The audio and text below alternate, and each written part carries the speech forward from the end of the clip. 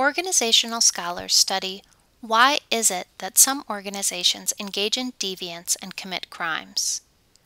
We typically think of deviance on the individual level, but sometimes a crime can't be traced to the conscious decisions of a single individual, and responsibility is spread throughout an organization. Organizational deviance is defined as an event, activity, or circumstance occurring in an organization that deviates from stated goals and normative standards. Corporate crime is a type of organizational deviance. Throughout most of the 19th and part of the 20th centuries, there were few effective laws against monopolies, predatory business practices, use of dangerous drugs in over-the-counter medicine, sweatshop working conditions, strong-arm anti-union tactics, manipulation of stock prices, deceptive advertising, industrial pollution, and many other organizational behaviors. As certain organizational behaviors became viewed as damaging to society and morally wrong, laws were created to discourage them from occurring. However, even with legislation categorizing certain organizational behaviors as crimes, we continue to see willful neglect of safety defects in the auto industry, the denial of health risks of using certain products, smoking by tobacco industry, the link between sugar and diabetes by the sugar industry.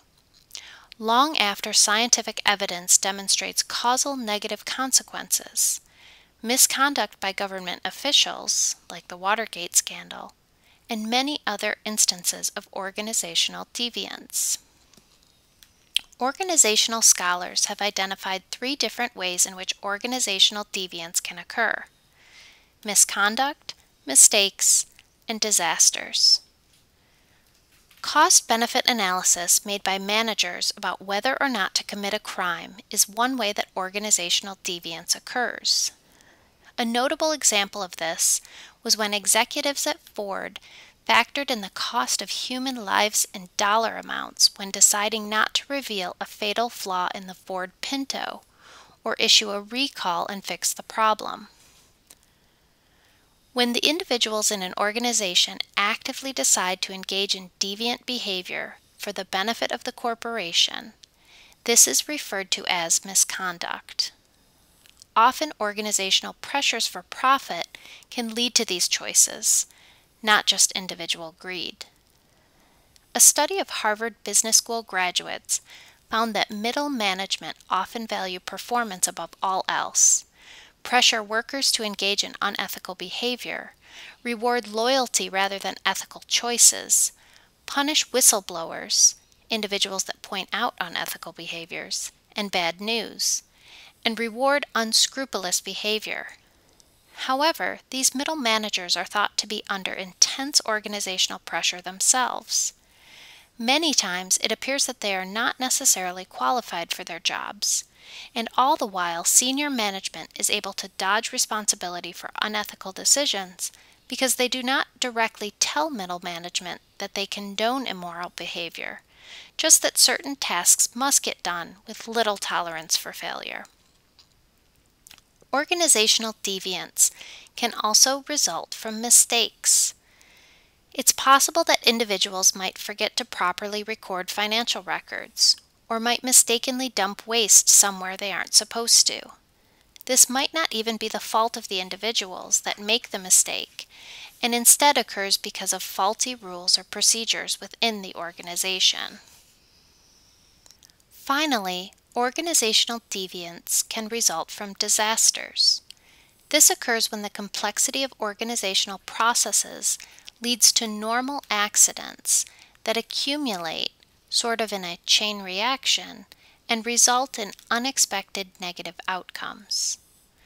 Charles Perrow studied the nuclear meltdown at 3 Mile Island in Pennsylvania in 1979 to see how this disaster could have occurred. He discovered that many negative organizational consequences are the routine byproduct of normal system operation. Organizational and technological systems are becoming increasingly complex. With greater complexity comes the possibility of multiple and interacting failures. While we often blame individuals for accidents, this might not be fair as operators face unexpected and incomprehensible problems. Ultimately, lots of small events can lead to great problems.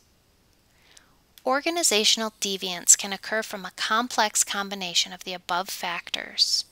For instance, it was recently discovered that at least 17 Americans have been killed since 2004, and many more injured because their Chevy Cobalts and Saturn Ions went dead due to a defective ignition switch that General Motors, 1, knew about, 2, could have replaced for 57 cents each, and 3, failed to report to government regulators.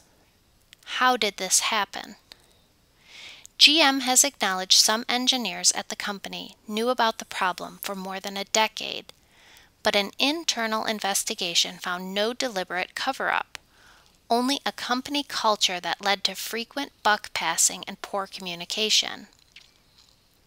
Apparently, there was something known as the GM salute, which is the name of that GM employees gave to pointing at others in order to avoid responsibility.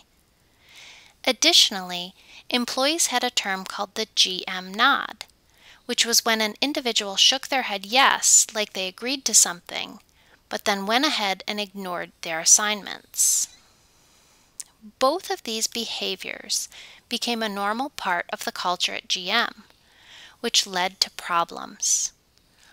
Also, there were consistent messages from managers that the company was in full-blown cost-cutting mode, which put added pressure on employees to keep company costs down. It was discovered that many internal discussions were kept secret, possibly due to legal ramifications.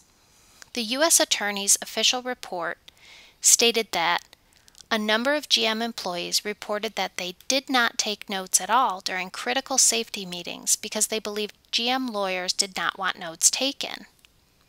The upper management was not well connected to what was occurring on the ground, meaning not much information flow up and down the chain of command, and did not want to hear about problems.